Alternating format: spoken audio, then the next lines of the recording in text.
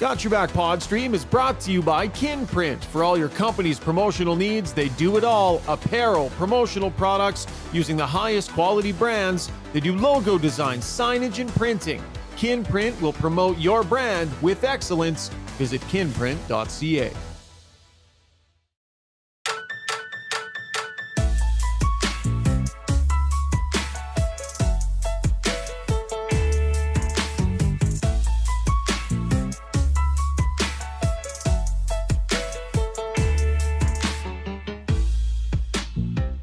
All right, Oilers fans, make it 4 in a row. A come from behind victory against the Los Angeles Kings. Didn't start very well, did it? How about that first period? Wow.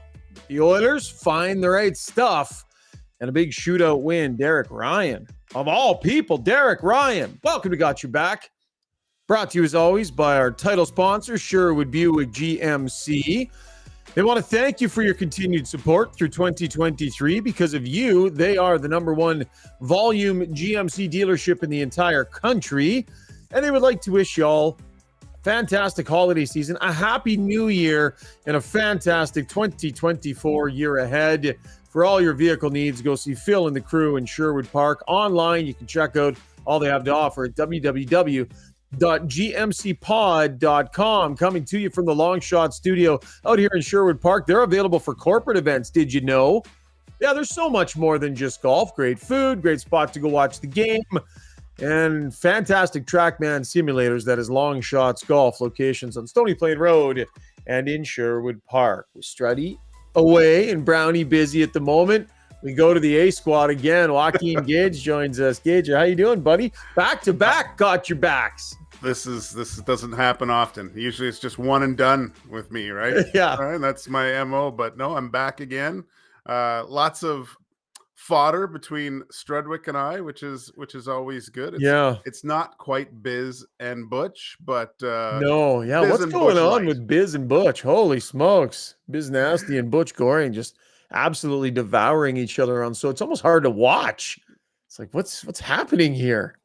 Yeah, Butch should just put on that old lid and go at him again. That would be good. Hey, Zuby, behind the scenes, you got to pop in here. I believe your mom, who is a regular contributor to the pod and a regular listener, did you see the YouTube comment she dropped last podcast, giving Gager and I crap? Yeah, coming to Struddy's defense, I did see that. That I have no control. I have no control over my mother in this regard. I love that she's a loyal listener. She's obviously a fan of Struds. Yeah, she said, "What is this, pick on Struddy Day?" But she listens all the time. Almost every day is pick on Struddy Day. But I guess she felt he wasn't able to defend himself in this instance.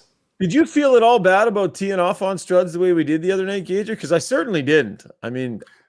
No, because everyone's not privy to what he says about me in certain situations. Like I always get the aftermath of, oh, did you hear what Struddy said? Oh, did you hear what Struddy said? I mean, you knew he was watching, right? So it was essentially, I said it right to his face. So you did on his own podcast, in his own segment. You took a run at the guy, which is amazing. In his own real estate on the podcast, you just dismantled him. Look, I'm sure Struddy and I can have a few China Whites to iron things out later on, but right now it's game time. Got to have your game face on. Sounds good. Zuby, we'll check in with you for Ask Us Anything. We'll do that. Take some questions off the stream. We are live streaming on Twitter and on YouTube. And Saber Cove comes in with this gem early. Rishaug, man, we rip Struddy all the time for his dress attire, and you're dressed like a leprechaun. Do we need to talk? I'll admit I'm a little green heavy tonight. I just walked upstairs, had to throw on the hat. Like the hair is atrocious tonight. So yeah, maybe a little too hard on the green stuff. But thanks, Saber Cove, for the early confidence here in the podcast. Gager, any hints as to what Gager's gabbing with Gager's going to be tonight? Are you taking another run at the big man, or what are we doing? I thought I would take it easy. I did have a second volley to go at him, maybe further down the road, Ryan. But no, I think we're just with the current setting. I think we're going to go into the New Year's resolutions and what I feel about. Oh, I like it. Quick explanation on your sweater. Some people are asking her on the stream. What does that say? Napa Pieri. Napa Pieri. Okay. Yeah. Just a design of clothes, trying to keep lift the value. I know people are getting mad at Strutty with his attire. I'm trying to just get a little bit more designer. That's design. wear. What you're wearing right now is designer? Oh yeah. You don't get just their name strapped across the front of it in black and red. That's designer. You got letting everybody know. I'll take your word for it. I'll check in with Sterling over at Mr. Dark and find out just how styling that actually is. All right, heck of a game tonight, Gager. Really, really good and lots to talk about. So let's get to our breakdown, brought to you by Adrenaline Diesel, Edmonton's heavy-duty diesel truck repair shop. They're a very unique shop for a couple of reasons. If you can think of it, they can get it done. They do custom jobs like custom exhausts, engines, custom body work, and they're also the Ghostbusters. If you've got a problem that others cannot figure out, Marty and his staff will not quit until they have an answer. They love that challenge, high standards, and great service. Visit adrenalinediesel.ca. Boy, I really do want to start at the end and talk about Derek Ryan and talk about Connor McDavid, but I think we do need to go a little bit chronological here tonight, Gager, just because the LA Kings are such a tactical team, and it's a puzzle of a game, and the Oilers really fell victim to that tactical game in the first period where they just couldn't find the formula for that first 20 minutes. That was a lopsided sheet of ice. Unbelievable. Like, we were so pumped. I was jacked about this game, right? I think we both were, just to see what was going to unfold with these two teams, having this date circled for the past 8 months. I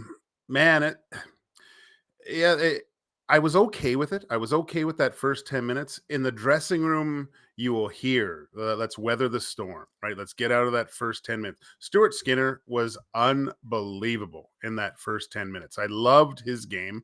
The Oilers just, I wasn't too worried in probably if I looked at the beginning of the season, seeing Oilers starts it really showed how that game was going to unfold. But to whether that I didn't like the second goal. I mean, I thought the first one, Stuart Skinner, that's a pretty good shot. I didn't like the second one. The Kempe goal, right, where he grabbed it and snapped it top shelf there. Yeah, it's just short side, all alone, off wing.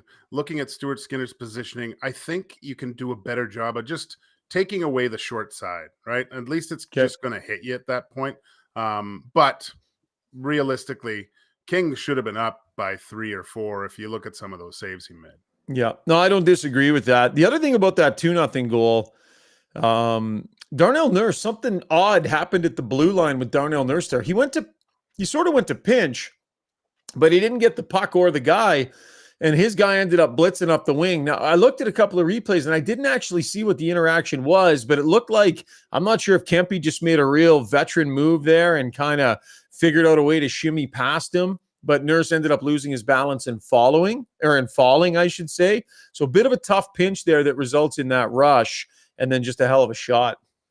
There was also a missed opportunity. I think Leon could have ended the play early with a hit on the wall. Okay. And that he kind of was in looking for a pass through the middle and gave Kopitar a little bit of extra time there. If he would have finished him right away with a good solid check, I don't think that goal happens. But saying that, coming out of that period with the way they played, it was on the back of Stuart Skinner and kept them within reach, because that second period, obviously the ice is a little bit lopsided because the Oilers just went nuts in the second period. The Dr. Carpy says Kempe picked him, so maybe Kempe, I'm not sure if he used his shoulder or whatever. If the angles that I saw just didn't seem to make it clear, but an interesting savvy play there that gave Kempe that odd man rush. So then we push ahead to the second period. And the highlights of the second period, like Connor McDavid had a sequence of plays there where he ends up scoring that power play goal, which was ridiculous. Then he has that sequence for 4-on-4, where he ends up setting up Draisaitl. He ends up drawing a penalty. Like he was a beast in that second period in particular. But Gager, like, you tell me, scoring when you shoot from behind the goal line, that is tough to do, man. It's a horrible goal. I mean, I look at the Kempe goal, the second one, not a great goal. Connor's first one, that's just, I don't understand why goalies go into that position and give them so much, like knowing that that's the only place that they can shoot is to, and I mean, he banked it off his ear, but And just he had just position. tried it a few Yeah, he seconds just tried, and before. he should have scored. Like he hit the bar. Like there was tons of room there. This time he actually, I think, aimed for the side of Talbot's face. But I don't like shorthanded goals, like or short side goals. Just they seem stoppable pucks to me at all times. When a Yep. short side goal went on, it just drove me crazy because how do I let that in? Like you can almost make guys shoot where you want to when they see more net on one side or the other. Talbot's got to do a better job than that. I mean, that's just, it So let me allowed the ask you Oilers this. to get back in it. Let me ask you this about that goal. What's it called when the goalie's down hugging the post like that on one knee? There's a name for it. It's like a Yeah, it's like a something V or a VH, reverse VH. There's reverse VH type thing or yeah. something like that. So when you're doing a pre-scout and you're watching other teams' goaltenders, I mean, I imagine McDavid looks at this kind of stuff. Would there be something about the way Talbot is in that position that would have told McDavid this is going to be there for you? Because it was one thing to try it once. It was another thing on his next handle to go ahead and try it again. It was almost like he knew it was going to be there. He knew ahead of time and was looking for it. I just think you see it with every goalie. I don't like it in a lot of times when you have to recognize what's around you. Like there was no danger of a pass across at that point. No. Like that, it being at that angle, he can't put the puck over to Leon at where Connor was. And I understand the positioning side of things, but you see it when goalie or players are on their backhand in the corner, and you see these goalies go down into this position. I just think it's a wasted move and effort when the most dangerous guy is the guy without the puck in front. And I think as a goalie, it is much easier to get into position if that pass is made from your standing position on your feet than down on one knee.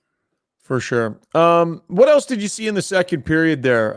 Like the Oilers did a lot to get themselves back into it.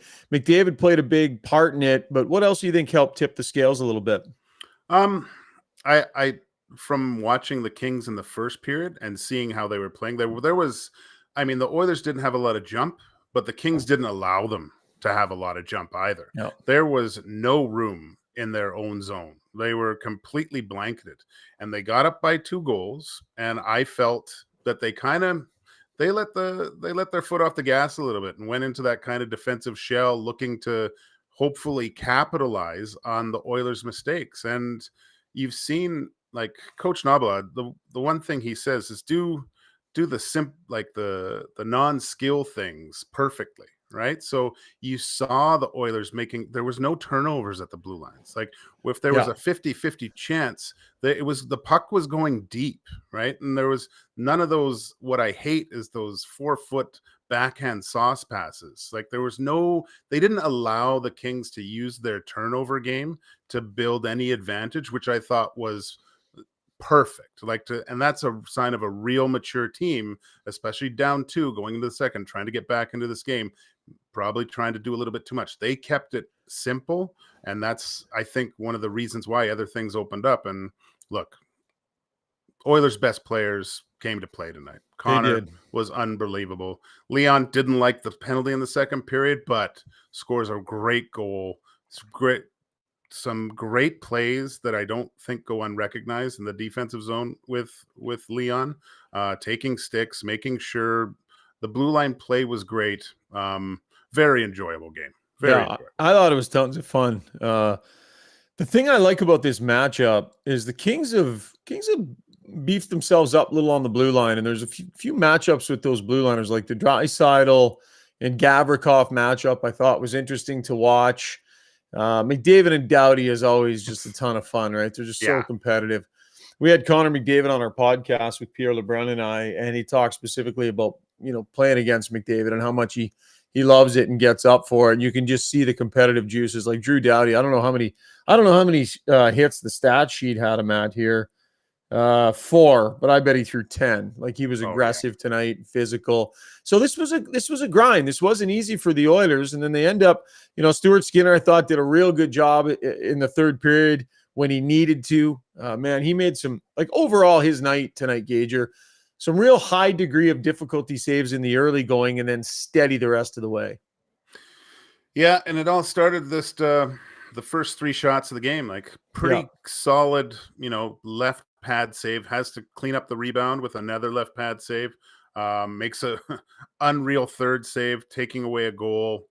Just real good focus. I go back to, you were talking about after the break and how's that going to affect goalies. I think goalies, it's more advantageous for a goalie not to face pucks all the time.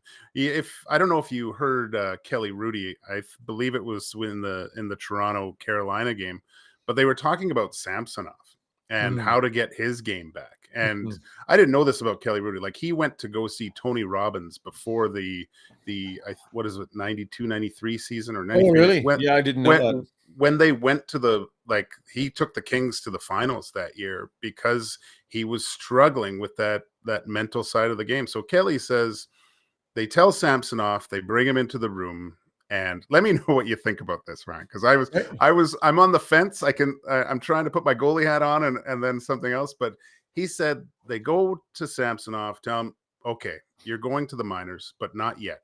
We want you just to go away, relax for a week. Just nothing. When you come back, you're going to go to the minors. You're not going to play right away. You're going to just practice for a week until you get into your first game. So a complete full reset of where he was, like, struggling in the NHL. Get away. Don't think about it. To go, okay, now I'm down to the minors. I'm practicing because it's a different kind of system, different ways to think, different players that you're playing with. And then not even get into a game for like another week until you feel ready again. And I was like, I wouldn't like it if I were him. No, that's for damn sure. You expect to be like, yeah, this all sounds great. Yeah, this is really I'm just gonna practice really hard, and then when I do get a chance, I'm gonna play great. And great plan, everybody. Like, goalies just want to play.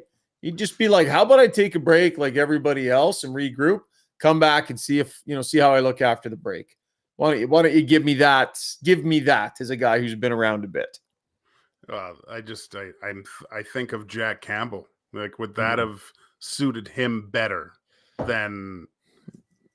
I think it's a different kind of situation, but I don't know. I do understand the need for depending on the workload, a little bit of load management of how things are going with a goalie.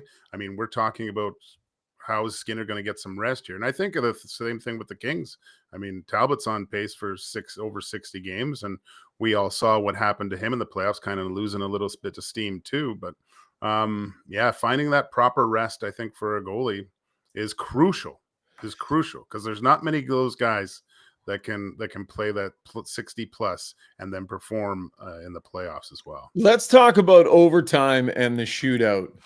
We were debating like a month ago overtime and the rules, and is there something that should be done to avoid all these regroups? Tonight was a great example of that. Possession, they were so respectful of one another. They wanted to keep possession at all times. But there were some painful regroups and there were some lulls in it. And then there were a few exciting moments. But when you watch a 3-on-3 like that, I kind of think like, maybe do something. I don't know. My suggestion before was to get rid of the long change. Get rid of the long change in overtime, and maybe that would avoid some of those regroups. But what did you think of the OT? And then we'll get to Derek Ryan in the shootout. Tentative. Both teams not wanting to make a mistake, right? I think the way I would change it is I think I wouldn't give a point for the loser at that point.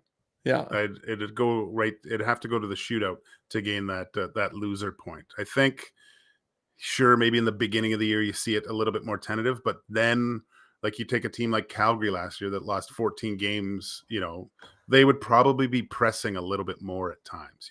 Maybe you would even see what you see in Europe. You gain full possession, goalie comes to the bench, guys throw out a fourth attacker, right? Like stuff like that you might see later on in the season, because that extra point and the fact that the other team, if it's a 4-point game, can't gain any, like, is really losing ground here. I think that might open it up a little bit. So Derek Ryan got the tap, and his numbers, like, he's good at this. And some are even suggesting on the stream that should probably go in there ahead of Leon Draisaitl, who had wasn't a great effort from Leon Draisaitl. But man, Ryan had a tough night. High sticks, hit from behind. He's just disrespected out there night after night after night. And then he goes out and wins a game for his team. I thought that was pretty baller of Derek Ryan to do. Those types of things, and you've been in dressing rooms where a guy has just a night where he's just beat to a pulp, and and he ends up being the game-winning guy. Like, that's a galvanizing moment for a team to see what your old veteran guy that a lot of young guys probably look up to, see what he had to battle through, get into a situation where the game's on his stick and put it away for the team.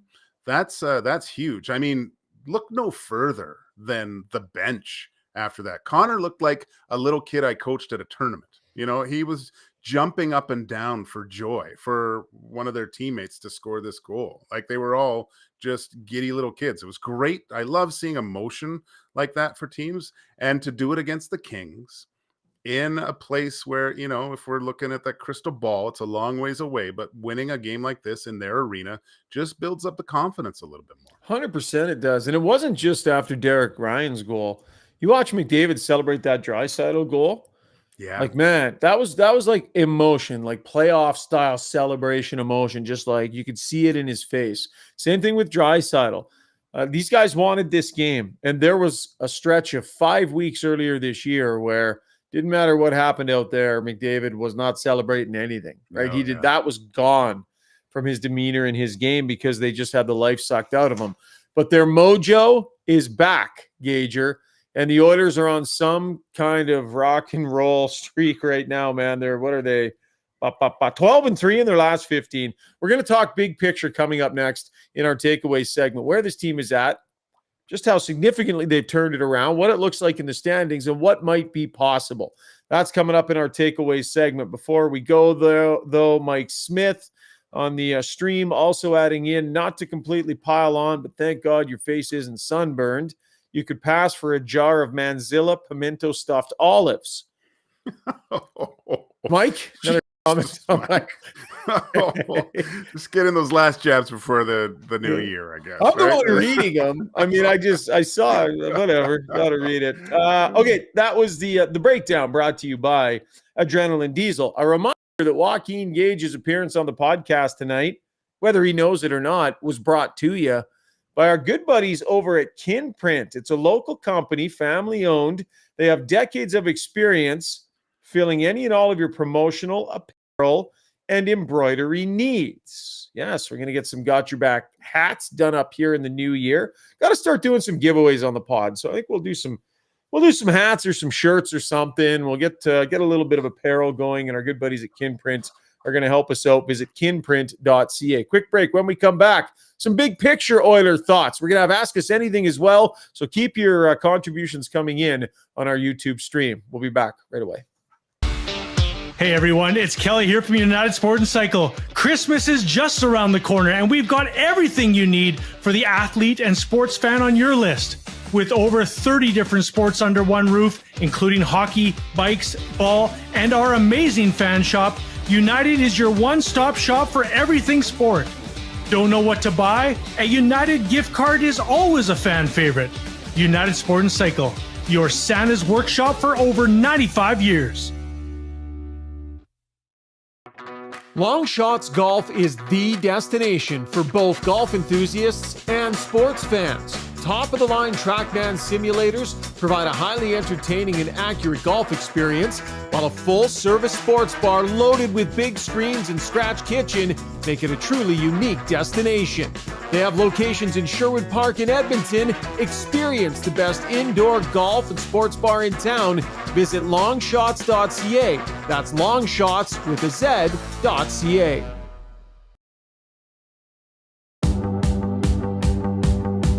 Winter is upon us, so why not make the best of it? Marmot Basin Ski Resort is where it's at.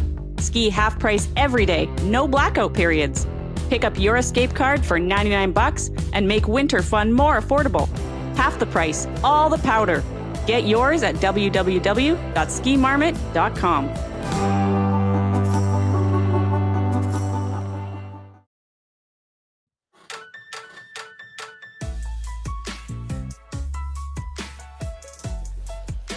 All right, time for takeaways brought to you by Martin Motorsport.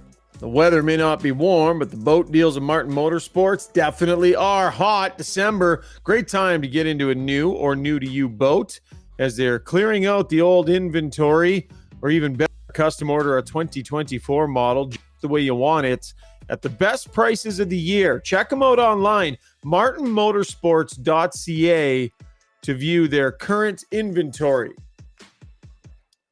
Fantastic showroom. They are loaded with stock. So if you want to go get eyeballs on some amazing machines, a couple of locations here in Edmonton.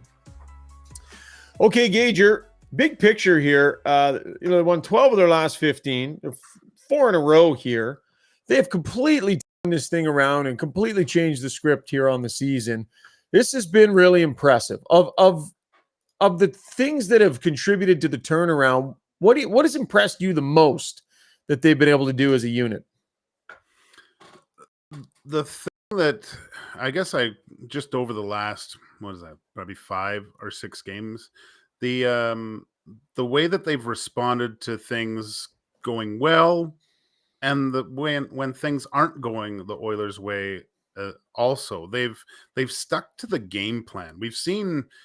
Well, even in the first part of the season, it was a bunch of guys trying to do too much at times, right? And just trying things to get results that just weren't going to happen. And you see tonight, the games against the Devils, the Rangers, that come from behind, that they're able to manifest in their game, and just sticking with their simplified system.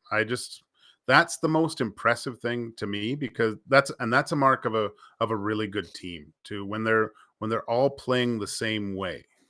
You look at really good teams in the past, or really good regular season teams. I always say you can't even distinguish between lines 1 and line 4, because they're all playing the exact same way. And I do think with what you saw tonight was a consistent effort. Maybe slightly not in the first period, but you saw what they were trying to accomplish throughout the whole game, and everyone was playing the exact same way. And when they do that, it's very difficult to play up against. And look, when your best players are doing it, it's a lot easier for everyone to do it. 100%. They've been their 5-on-5 game has been pretty good. Hey, their power play has gone away here the last 4 or 5 games. Yet they're still piling in the goals at even strength. And there was a time where that was just something they struggled so much with to generate at even strength. And this team has found a way to do it. What are your thoughts overall on the uptick in the blue liners? Struddy and I have talked a lot about this on the pod. I don't know if your eyebrow was raised in the same way when they brought Paul Coffey in, but as you run down the blue liners, it's tough to find any that haven't had a pretty significant uptick, although some noting Kulak's minutes tonight being significantly down.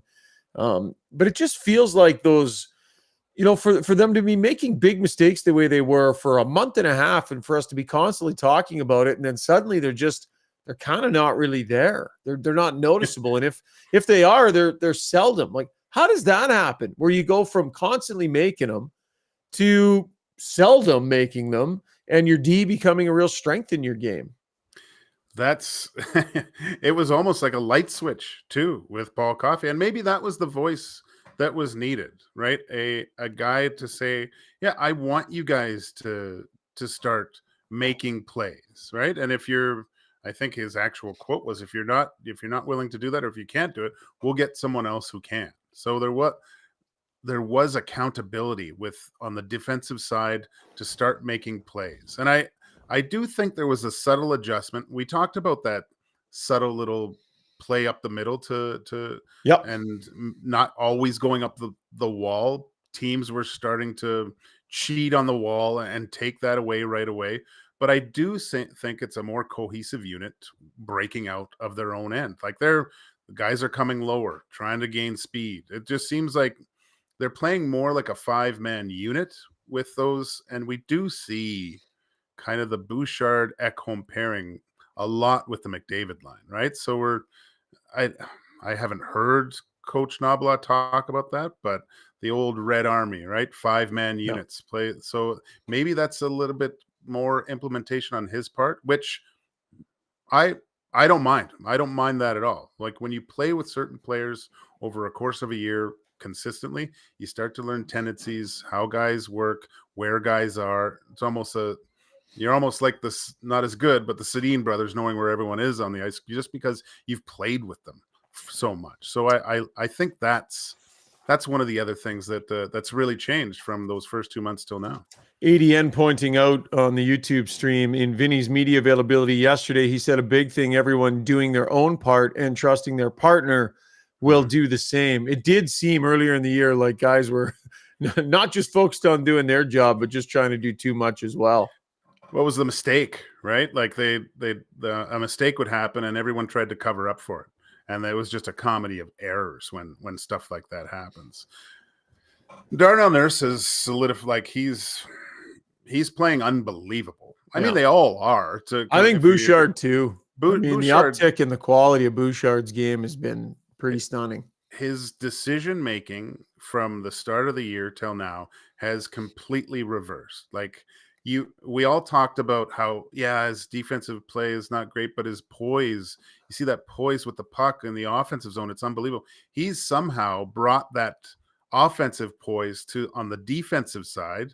And like there was a play in the first shift where I think it was Moore that just railroaded him, and he took the hit, backed off, surveyed the situation, got the puck, made a play, and came out the other side. Right? It was just he didn't phase him at all. It seems like they do say that D-men get to that certain number of games and they start feeling a little bit more comfortable. Maybe we're seeing that with Bouchard now. Yeah. Where are you at on Connor Brown, bud? Oof. I thought he played okay tonight. Yeah, I was hoping for a goal. Like he had it in the third, couple good chances. Look, he's good on the penalty kill. He did some good things, but I don't know. I really don't know. He's become, I think, expendable to the point where I don't think he's a regular in the lineup. If there's more guys, like if everyone's healthy, he could be the guy sitting up in the press box. Just you need production, right? And he's just not providing the type of production that I think the Oilers need in those situations. They got to find something down there because this is, I mean, he played good tonight. Tonight was a glimpse into the Kings with rolling their four lines. Like they're a good, solid team, and it kind of worked. But I think you just when you get into those series, you need a little bit more production throughout your whole lineup. And unfortunately, he's just not bringing it right now. We'll get to the Weiss Johnson mentions here on YouTube. Might be chilly right now, but you will be a hero when that first day of heat arrives. It's the gift that keeps on giving, a new air conditioning unit installed by the pros from Weiss Johnson. Order now and save with their festive December special. 25% off any in-stock air conditioner. For details, check out wjcools.com. Weiss Johnson, whoa. ADN says, I noticed Connor Brown tonight more than I have all season. At least shows some compete now on the defensive side of the puck. Oh no, that was J-Dub talking about Evan Bouchard. Brown will score against the Ducks before year end, I hope, says Ryan Smith Snows. Oh, come on now with that handle. Goodness sakes. Braden Johnson says, I still think Brown is finding his game coming back from injury. He's been getting better, and I'm guessing they believe he has more, or they would be sitting him. Don't forget, they did healthy scratch him not too long ago. My opinion, says Dave0904, he was off from hockey a whole year. It's going to take time regardless. You wonder if when he gets one, if the little mini floodgates will open up a little bit like it did for Ryan McLeod. He was on a nice little run there. By the way, we'll make mention, no points for Ryan McLeod tonight. I thought he competed hard in an important game. I thought he was trying to doing his best to finish checks. Didn't always go great for him, but good on him. I thought his competitive level, his compete level met the moment. Gager. Yeah, and I think that's just evidence of how he's got success over the last few weeks, right? He's gone to a little bit more difficult areas to score, not just the water bug buzzing around the outside, finishing checks. The one thing, taking hits and initiating contact in the corner with the puck, like protecting the puck and trying to do that Connor McDavid kind of roll off, right? You didn't see that before. He was shying away from all physical contact on the ice, and now it's a different player, someone that you're going to need. And I liked seeing what he did going up against, Dubois and things. Like he didn't back down at all. So I mean, maybe it's getting back into that LA Kings series in the back of his mind. Goes, oh yeah, I had to play like this, so this is what I have to do for us to be successful. So. He's found his compete level lately. You see him try and throw the hit and just get buried. Yeah, he just got buried. Yeah. And I remember thinking, oh, that might be the last one he tries to throw all night. Like something like that might have chased him out of a game physically before, but he didn't. He stayed engaged.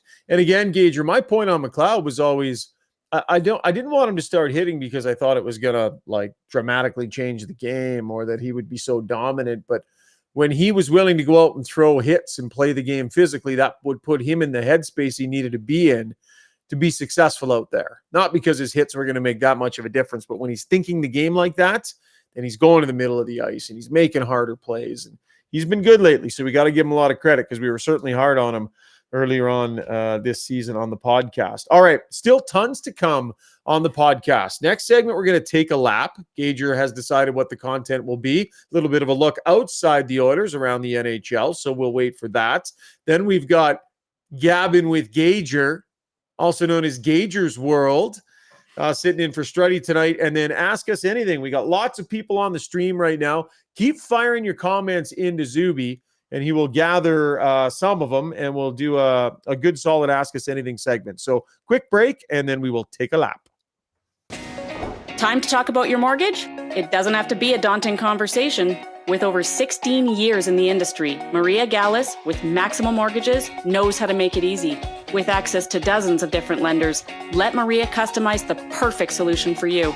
Whether you're purchasing, refinancing, or renewing, or a first-time buyer, Maria's simplistic approach and expert advice will have you feeling confident you're in great hands, making informed decisions. Take the stress out of your mortgage journey. Contact Maria Gallus at mortgagesbymaria.ca. That's mortgagesbymaria.ca. The Edmonton Sport and Social Club is YEG's top destination for adult recreational sports, offering over 20 different options, including ball hockey, indoor volleyball, pickleball, and now ice hockey for all you fans out there looking to lace them up for the first time or get back into the game after a few years off, like Struddy. Sign up by December 13th for the winter season beginning mid-January at edmontonsportsclub.com.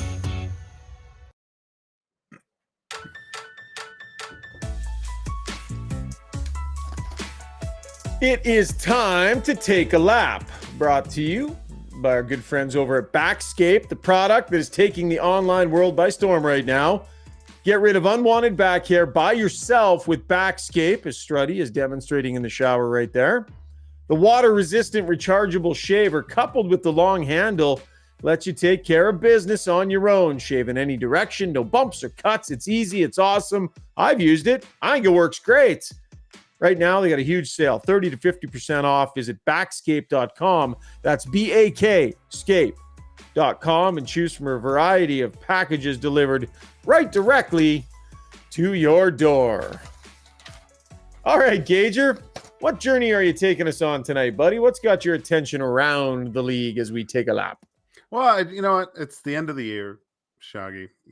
Tis. And I thought I would just over this young NHL season kind of take 3 of the top surprises that have surprised me I like in the NHL so far. So, and these are a little bit off, but some things that I just keep my eye on, keep my ear to the ground. I love this. We're getting deep into the brain of Gager. I like it. So, I mean, look, I've always liked dominance of a player, like in a sport. It fascinates me the skill level of people to perform at a high level over such a long time. And I look at Alexander Ovechkin coming in at number 3.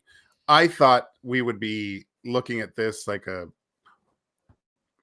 Mark McGuire, Sammy Sosa type of thing come the start of the playoffs, where he's getting, close and we're talking about it more. But what's surprising is Ovi's not finding the back of the net so far. And I know Backstrom's had some problems, and that's his number one guy to get him the puck, and got one disallowed last night. That was a shame. But yeah, the one big surprise is Ovi's isn't putting it in like he normally. 7 goals, right? So he's 34 games, 7 goals, 21 points, and he's putting that record. Whether or not it's still in reach or not, we'll see. He's going to have a pretty significant turnaround, because Gager, you know this as well as anyone. When it goes, it goes. Yeah. And once it's gone, it's hard to get back when you're that age. Yeah, that's the one thing I worry about with him. It goes quick. Father time.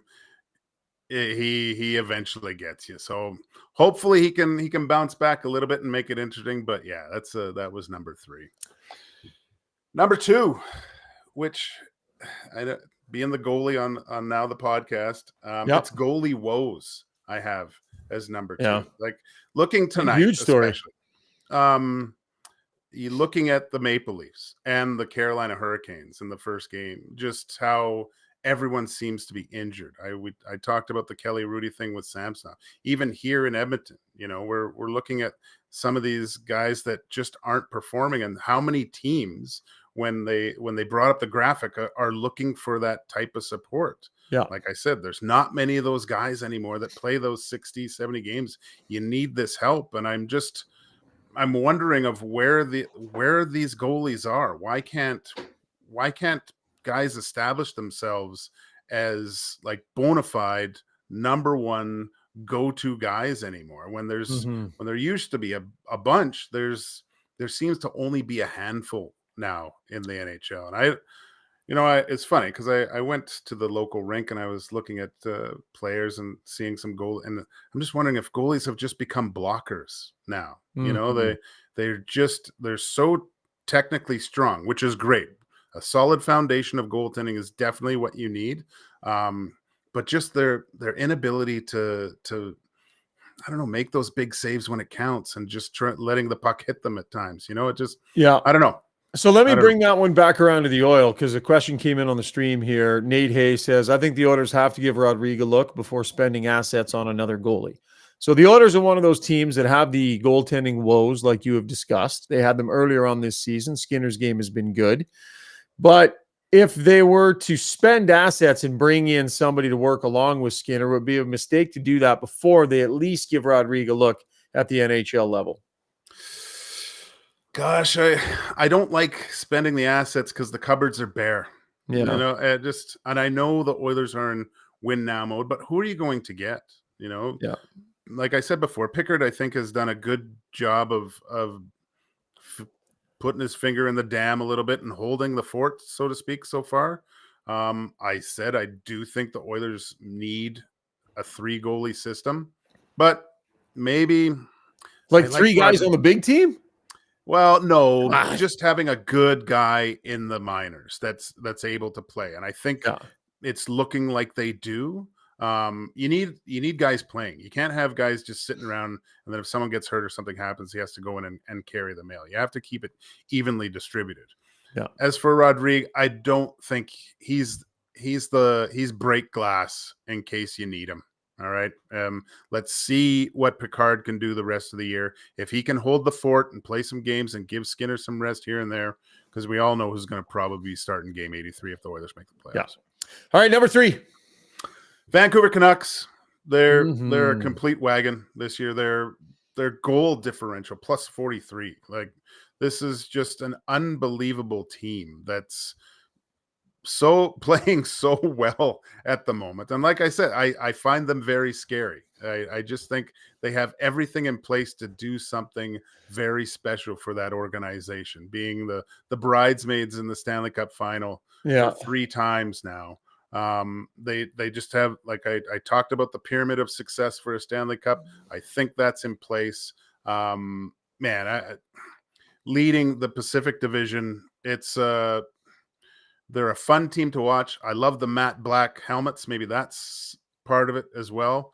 But no, that team is for real. Do you have any Canuck fans in your life that are close to you? Like any buddies, anybody? All my old friends back home, yeah, they're hysterical. Canucks fans are so funny. My buddy Rob is such a big Canucks fan, and every time we get talking about it, I'm like, "Yeah, hey, that's a good year. It's going good, eh?" It's always like this. Yeah, we'll see. Like, we'll see. It's probably, it's just the wheels are going to fall, and Besser's not going to. JT Miller's going to. Like, there's no believers. Where are the believers among the Canuck faithful? They're just waiting to be disappointed. They have to be hoisting the cup for them to finally believe. Oh, man. And I covered the decade of darkness here in town. People still believed. When it started to turn for the Oilers, people believed. But for the Canucks, it's going to take a few playoff rounds, I think. All right, great stuff, Gager. That was Taking a Lap, brought to you by our good friends at Backscape. When we come back, very short break here, this third break, and we're going to get to gabbing with Gager. You're not going to want to miss it. Okay, heroes, are you trying to tough it out through a sports or life injury right now? Trying to prove your mettle by grinding through, gritting your teeth? Well, Redefined Health is here to say it's time to come on in. At Redefined Health, they'll high-five you for your toughness and then get to work on helping you fix the problem. Helping athletes and heroes find better balance, performance, and injury prevention. Visit redefinedhealth.com. Are you ready to elevate your moving experience? Trusted for over 100 years, Ferguson Moving and Storage are your partners in relocation, ensuring your journey is smooth and stress-free. And say goodbye to surprises with Ferguson's transparent flat rate pricing. Contact them now for a free moving quote and use a promo code Ferguson to receive $100 off your next move. Visit FergusonMoving.com and let them lift your expectations.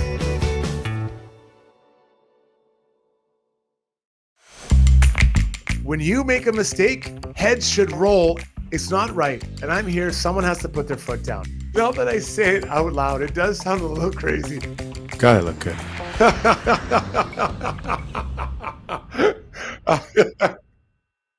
All right, time now for Gabbing with Gager. In Gager's world, brought to you by Pathfind. If you own or operate a business, you know the value of a great employee. Pathfind is here to help you find your next star player to help take your business to the next level. They can help with recruitment, career transition, leadership coaching. They truly have your whole team covered. Find your organization's path forward at pathfind.ca. Gager, where are we going tonight, my friend? Well, I know it's we gave Struddy a little bit of a beating, so we're going to give Struddy the night off tonight. But tonight, Sounds I think good. We're going to hit something that everyone does this time of year.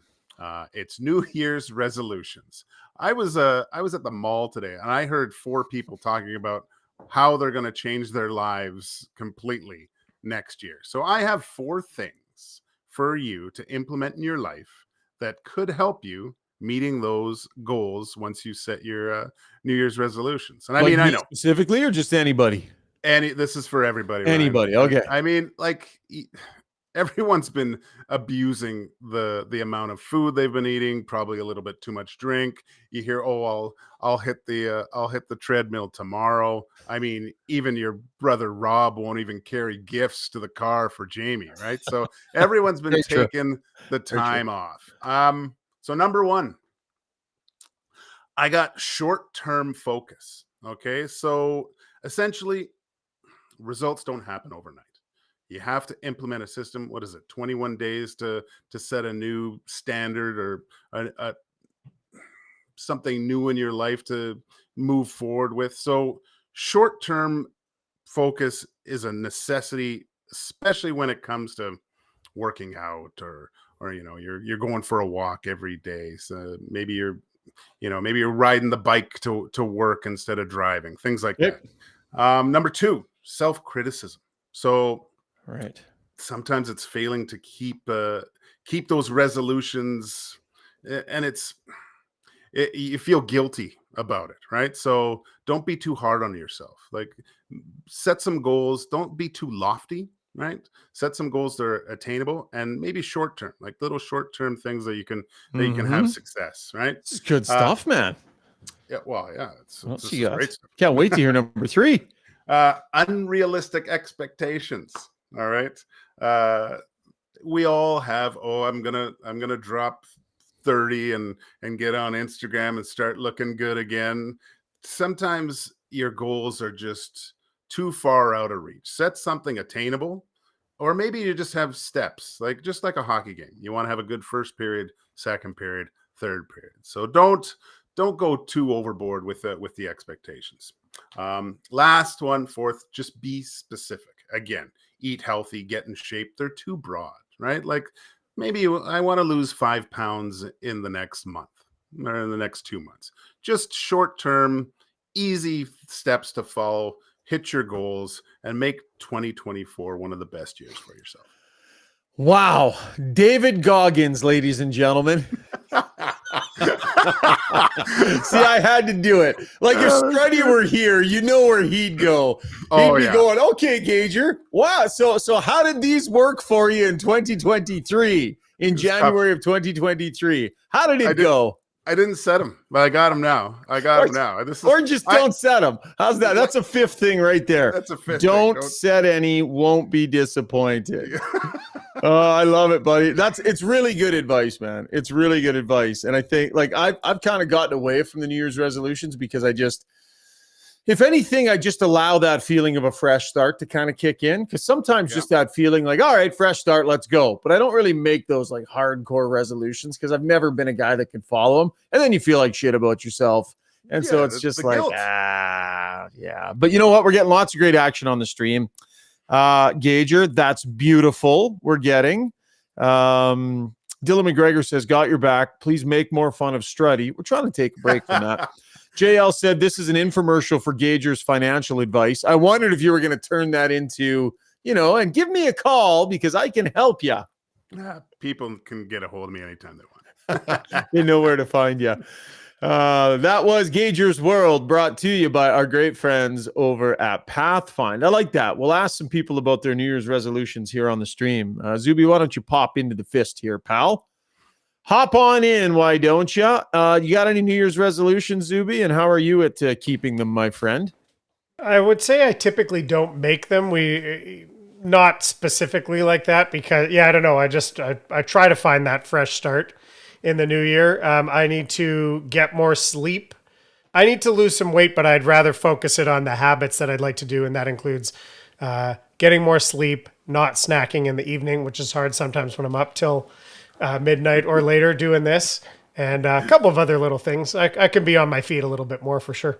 You know what's hilarious, Gager, is Zuby will run himself ragged because we'll do a post-game podcast on a Monday night and work till midnight, and then we'll have a Ray and Drags. For those of you that don't know, our company Rev Media pushes out the Ray and Drags hockey podcast as well. So we partner with them, and Chris does all the production on Ray and Drags. So we'll work till midnight, and then he'll be up at 5 o'clock the next morning taping a Ray and Drags. So he finally decided he was going to take the odd night off. So that's where, we have Steve, who's done a great job this year. So it'll be 12:30 at night. We'll be deep into a podcast. We'll have a Ray and Drags tomorrow morning, and we'll get into our Ask Us Anything segments. And there'll be a bunch of questions on the stream from this idiot who didn't go to bed. He stayed up and watched the podcast and wanted to get chirpy on the stream. But it's a huge difference because when I do this, once the live stream's over, then my work rate goes way down. I put the live stream's done. So I'm not up until midnight doing promos and stuff. I'm up until 2. That's the problem. So watching the stream and going straight to bed is still a huge improvement than what I'm going to do tonight. And you got 2 little kids as well, man. Like, sleep is such a premium in your world right now. You got to take advantage. Yeah. Yep, that's part of it for sure. Dave 0904 says 12 to 14 hour fast daily minimum for me. Oh, that's interesting. That fasting. I hear lots about that fasting. Hey, Gager, you ever tried that?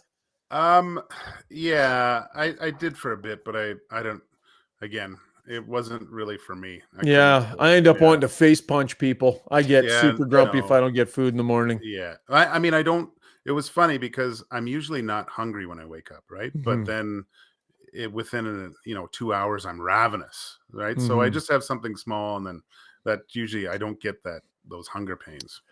Time for Ask Us Anything, brought to you by the Shark to the Park, Renee Buclan of Maxwell Devonshire Realty. Home is a feeling, right? And one of the biggest investments you'll ever make. Renee takes on just a select number of clients to give them a more personalized service. See why she was rated the #1 individual agent this past year with her skilled negotiation and 5-star client satisfaction, serving Sherwood Park, Edmonton, and surrounding area. Call Renee, 780-994-0280. Zuby, I couldn't find it, but there were some questions for Gager about his technical setup. Yes. How are we describing the cans on his head and the Death Star floating in front of his face there? Like, what's you're I don't think I copied that one into but somebody said the earmuffs, and I forget what they called his microphone, and another guy actually, and I responded to him. I can't remember his name right at this second either. It was Saber something. He offered to send. He said, "I've got a couple of Yeti Blue mics. I'll send them to you guys." But that's a Yeti mic, right? That's the Snowball, isn't it? That's a Snowball, yeah. I'm all about Yeti. I'm a Yeti mug, Yeti everything. People were running down your setup for sure. So Zuby, you improved your setup. You stopped that bzzz that was happening every time you tried to talk. So you got a boom arm for the microphone. Yeah, I mounted I sat here for an hour after the show the other night, messing around with the cable, and when I held it up high, it stopped doing it. So I'm like, well, I guess I'm getting a boom armor, and elevate the mic. For whatever reason, I have no idea what the issue was there. But now you'll have to listen back to it. You're a little buzzy still, like you're almost pinning. You can hear that, hey Gager? Now I can, yeah. His audio level.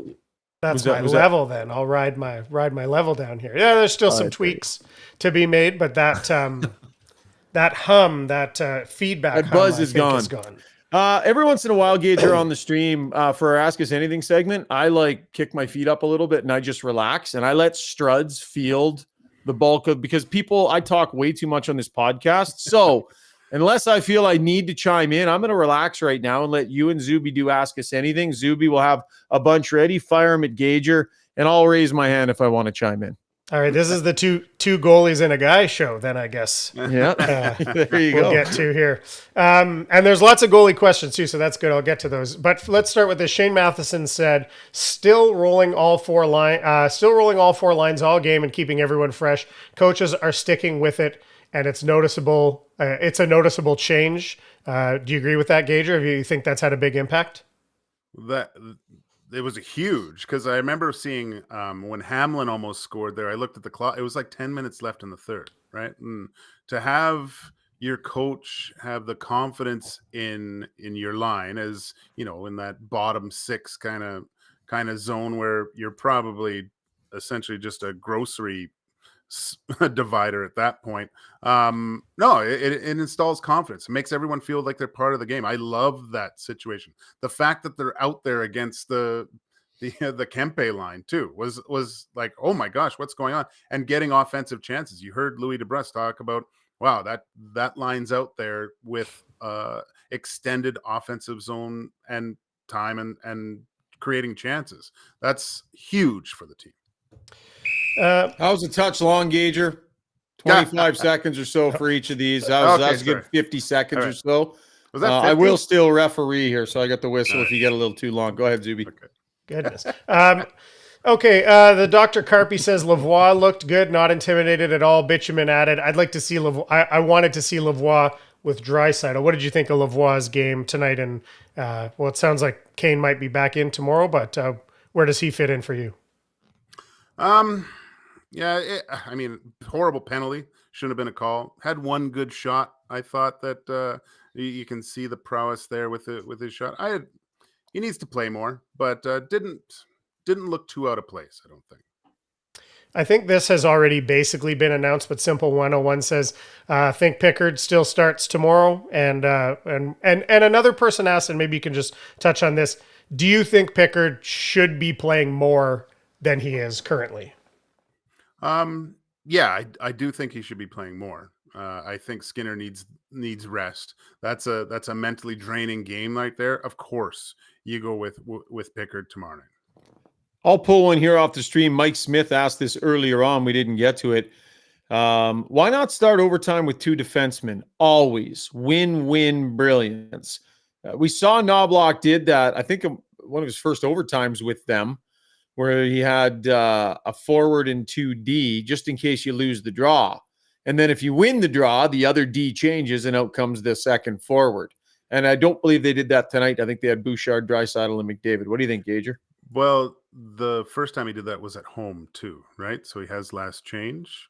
I think the reason we saw what he did was because he had to put out he had to put out his guys first.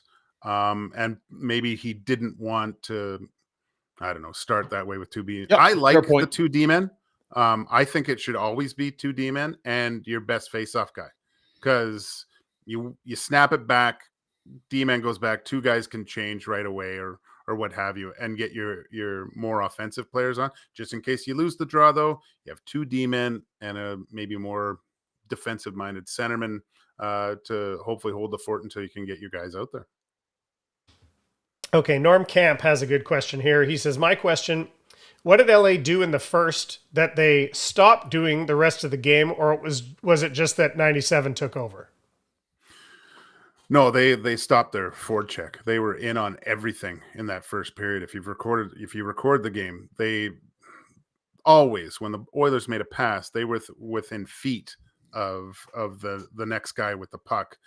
Second period, they sat back trying to do that 3-1-3-1, but the Oilers countered that by keeping the puck, dumping it in, creating havoc down low, and winning puck battles. That's another big thing. You can't just dump the puck and that's it. You got to win those battles and get the puck back and start creating chances in the offensive zone.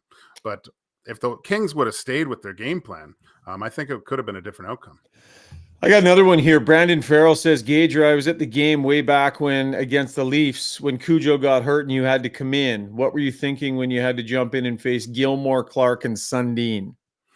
I don't think it was Cujo. It was Freddie Brathwaite was pulled, wasn't he? Maybe it was Cujo. I'm reading it here, what Brandon said. I didn't have time to think, so really, it was more like I hope I could find my gloves and get out there at that point. But no, that was a tough one, because I think we came back in that game and Matt Sundin decided enough's enough and blew 1 5-hole and ended it.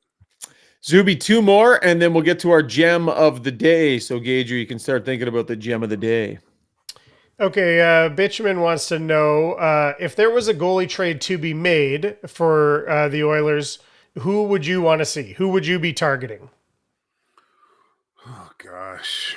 I mean, this is completely hypothetical, but you know what? I think I would like to see, just because of the way that the Oilers play, I think it's UC Saros that I'd like to see with the Oilers. I love the way he plays, ability to make the big save, and although he's small in stature, the guy's a beast in net.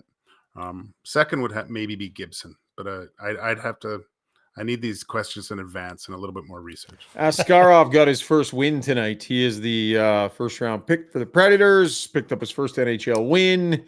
That was a name that we were bandying about a little bit before, because if they're going to sign Saros long term, I mean, that guy's going to be a starter at some point. Yeah. So you'd think Nashville will part ways with him at a certain point, especially if it looks like that Sorrow Steel will get done. Last one, Zubers. Okay, a quick chirp, and then I'll get to a last question. Oh, great. Gomez had a couple quick chirps today. He said, I had Struds in the shootout before Derek Ryan. I thought that was funny. And he also said Schauger has to put some of that flooring on the back of Gager's wall as well to match up match up our backdrops here. You do. You keep coming on. Do you mind if we cover up that window with some flooring? Can I put a green screen on there, and then you can just put whatever you want? For sure. We'll get you anyway. Back in an NHL net. Yeah. And here's the last question from ADN. Ask us anything for Gager. How terrifying is it to be the goalie in a shootout? You didn't play in an NHL shootout, right? But I'm sure you've been in some. No, but when I went to Europe, it was a big part of it. It was more nervous watching if you weren't playing than in it. Once you're in it, you're so focused on who's going to be shooting. Have I gone up against them before? And what was their tendencies and what they like to do. That's what I kind of never really too nervous. All right, that was Ask Us Anything, brought to you by the Shark of the Park, Reenie Buclin. As we wrap the pod tonight, let's get to our gem of the day, brought to you by Edmonton's most iconic home for everything sport, United Sport and Cycle. Their annual Boxing Day week is now on. Their sale, scratch and save 10 to 60% off store-wide and site-wide. Time to get yourself what you did not get under the tree at Christmas time. Visit unitedsport.ca. Gager, other than those headphones and that microphone, what else is gem of the day today, pal? I love bringing up your brother Rob with the massive blunder that he had, not bringing his wife's gifts to Christmas. That is an all-timer that not only is it the gem of the day, but it will be the gem of Christmas for years to come. Yeah. Your grandkids Yeah. will talk about this moment, Ryan. That story is never going anywhere. By the way, somebody had a suggestion for gem of the day. Did Louis call Drew Doughty daddy on the broadcast tonight? I think he did, yeah. And look, I'm not making fun of Louis. He is fantastic, but it is funny if he dropped a daddy on Drew Doughty. And I think he corrected himself, so that was a pretty funny moment as well. Okay, Gager, great job, buddy. Back-to-back pods. Loved having you on. Thanks so much. Will you come back and join us again? Oh, yeah, for sure, you guys. This has been awesome. Thanks for having me on. Have an awesome, safe New Year's, and we'll see everybody in 2024. Right on, pal. Maybe one of the nights when Brownie can't make it, we'll get you in with Struds and I, and I'll just sit back and let the fireworks fly between you two. It'll be on. Ding, ding. Ding, freaking ding. Zuby, great job, my friend. We'll see you in the new year. It's been a pleasure, pal. Cheers, guys. Happy New Year to you both. All right. Thanks to all of you for joining us here on Got Your Back on the live stream, YouTube and Twitter and podcast form, however you consume our content. We would like to say thank you for another successful year here on Got Your Back, and looking forward to a pile of podcasts coming up in 2024. Until then, it's just a few days away. Stay safe. Have a great New Year's, and we'll chat real soon. Big thanks to our title sponsor, Sherwood Buick GMC. Cheers, everyone. Cheers, Strutty.